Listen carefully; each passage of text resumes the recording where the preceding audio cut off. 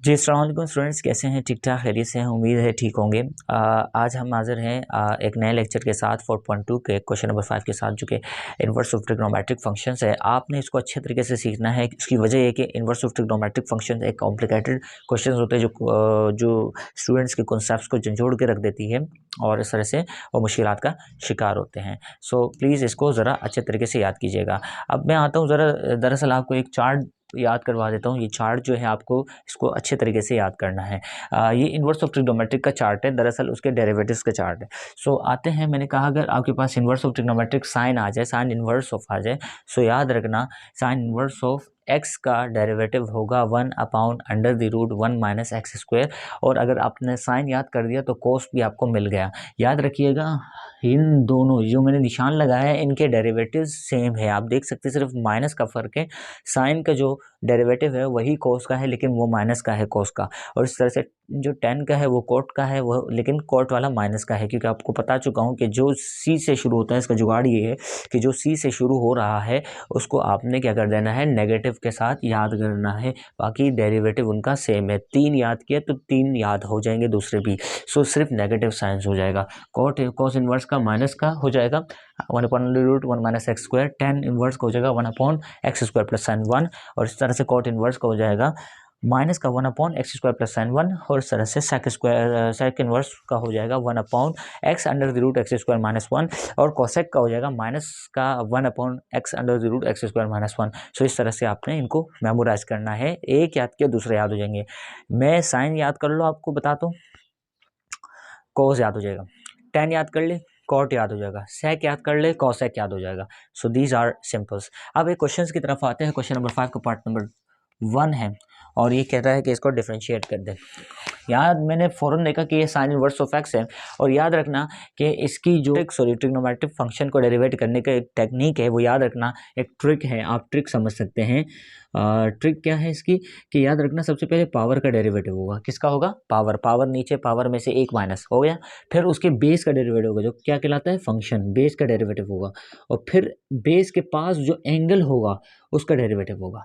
याद रखना, पहले पावर, फिर बेस यानी फंक्शन, फिर जाके एंगल का डेरिवेटिव होगा। ये सीरीज़ है। पहले कौन कौन से फॉर्मूले लगाने? पहले पावर, तो पावर वाला फॉर्मूला, फिर बेस का यानी कोई चार्ट में से कोई होगा, फिर एंगल का डेरिवेटिव होगा, वो मल्टीप्लाई करता है। बात समझ आ रही? सो इसको करते हैं। मैंने कहा सबसे पहले d y upon d of x ले लेते हैं, डिफ्रेंशिएट करते हैं। D upon d of x sine inverse of x. अच्छा, मैं यहाँ पे एक्स क्यों ले रहा हूँ? एक्स इसलिए ले रहा हूँ क्योंकि साइन का जो पास जो एंगल है वो एक्स है और ये सिंपल एंगल है। ये क्या है? सिंपल एंगल है और कंपाउंड एंगल भी हो सकता है। सो मैंने इसको डिफ्रेंशिएट करना है। सबसे पहले पावर वाला रूल, क्योंकि पावर फर्स्ट, तो पावर नीचे, पावर में से एक माइनस। सो बेस का भी डेरिवेटिव लेंगे, D upon d x sine inverse of x. Sine inverse of x का जो डेरिवेटिव होगा वो क्या है आपको पता है। ये चार्ट आपको याद होगा तो आपको आसानी से पता चल जाएगा। तो 3 साइन इनवर्स ऑफ एक्स का होल स्क्वायर, और ये हो जाएगा 1/√1 माइनस एक्स स्क्वायर। और इसी तरह से x का जो एंगल है, एंगल जो होगा उसका ही स्क्वायर होगा। यानी ये जो स्क्वायर है फार्मूले का है, जो x है ये एंगल है, तो एंगल का डेरिवेटिव भी लिया जाता है। याद रखना कि एंगल का डेरिवेटिव भी लिया जाता है। सो सबसे पहले अपने पावर का, फिर फंक्शन का, फिर एंगल का, यानी इस तरह से आपने डेरिवेट करना है। So 3 sine inverse of x का होल स्क्वायर, ये नीचे आ जाएगा 1 minus x square. D x upon d x कितना होता है? 1 होता है। ये d y by d x का आंसर है। एक और क्वेश्चन की तरफ आते हैं। ये आपने कर लिया। एक और क्वेश्चन की तरफ आते हैं जिसमें आपको कहा जा रहा है कि इसको डेरिवेट कर दें। दरअसल वो क्वेश्चन क्या है? दरअसल वो क्वेश्चन ये रहा। अच्छा, इस क्वेश्चन को हम सॉल्व करने जा रहे हैं। ये क्वेश्चन क्या है? कहा जा रहा है cot inverse of 2x upon 1 minus x square. यानी आप देख सकते हैं कि एक रैशनल फंक्शन है और वो एक एंगल के तौर पर आ रहा है। एक एंगल के तौर पर आ रहा है। एंगल में कितना बड़ा, मतलब x की बजाय पता नहीं क्या क्या बला बला डाल दिया उन्होंने, स्क्वायर भी डाल दिया, कोफिशिएंट भी डाल दिया। So this mean that this angle is compound, this is not a simple angle. So याद रखना, इस एंगल का डेरिवेटिव मत भूलना। इस एंगल का डेरिवेटिव मैं सबसे पहले इसको सॉल्व करने आया। मैंने कहा d y upon d of x equal to d upon d of x cot inverse of 2x/1 - x²। बात समझ आ रही है? ये पूरा एंगल है। आपको पता है कि इसका डेरिवेटिव क्या होता है, कॉट का डेरिवेटिव क्या होता है, ये रहा -1 ये जो डब्बा है इसका स्क्वायर प्लस साइन 1 और फिर d/dx ऑफ इस एंगल, यानी 2x/1 - x², और ये हो जाएगा 2x/1 - x²। सो याद रखना, इस तरह से इसको डेरिवेट करेंगे, यानी आपने इस पैटर्न को याद करना है, स्ट्रक्चर को याद करना है कि कॉट इनवर्स आएगा तो ये माइनस फार्मूले का है, और इस तरह से x² का मतलब ये है कि आप उसके एंगल को स्क्वायर कर दें और फिर एंगल का डेरिवेटिव भी साथ में मल्टीप्लाई कर दें। अब इसको आराम से सॉल्व करते हैं। -1 ये जो है ना, इसके ऊपर स्क्वायर भी है, तो यानी स्क्वायर इसके ऊपर भी आएगा तो ये हो जाएगा 4x, और इसके ऊपर भी आएगा तो ये हो जाएगा 1 - x² का होल स्क्वायर प्लस साइन 1, और इसका डेरिवेटिव क्या होगा, इसका आपने u/v वाला फॉर्मूला लगाना है। 1 - x² का होल स्क्वायर, और ये हो जाएगा और 1v as it is, 1 - x² as it is.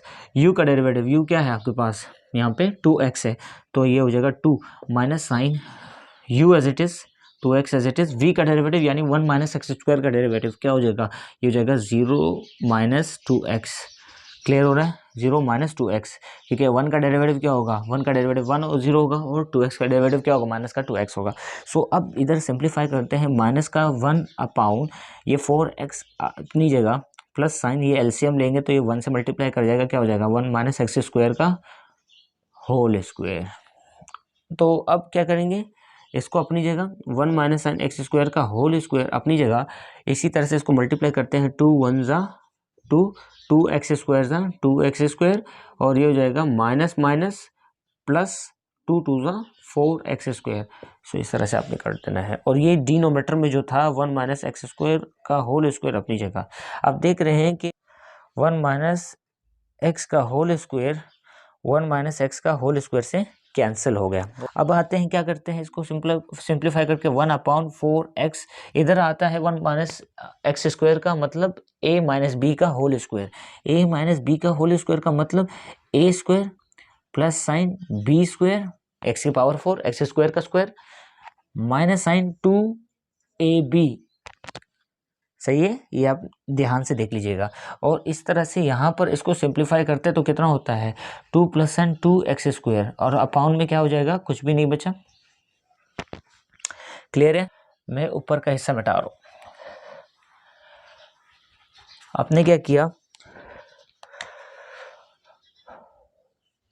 -1/4x² minus sign 2x² plus sign 1 plus sign x⁴, और ये 2 कॉमन आ जाएगा तो 1 प्लस साइन x² बचेगा। याद रखना, इधर देखें, इधर 2 कॉमन आ रहा है तो आपने 2 कॉमन ले लिया, और ये जो है ना आपने थोड़ा तरतीब से लिखा, इस x² वाले को इस x² वाले के पास ले आया ताकि ये माइनस हो सके।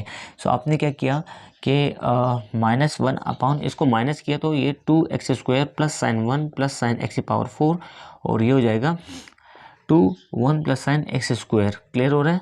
तो ये इस तरह से आपने किया। अब यहाँ पे दोबारा फॉर्मूला बन रहा है, a + b का whole square equal to a² plus sign b² plus sign 2ab।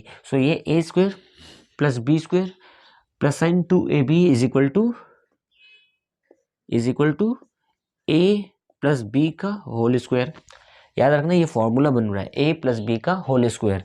सो इधर आपने लगाया 2 as it is 1 plus sign x²। अब आप देख सकते हैं कि या आप इसको u भी लिख सकते हैं कि 1 प्लस साइन x², कोई मसला नहीं, इधर उधर लिख सकते हैं क्योंकि प्लस है दोनों के साथ। सो ये एक पावर से कैंसिल हो गया, और क्या आंसर आया आपके पास, -2/1 प्लस साइन x²। यही आपका रिक्वायर्ड dy/dx है।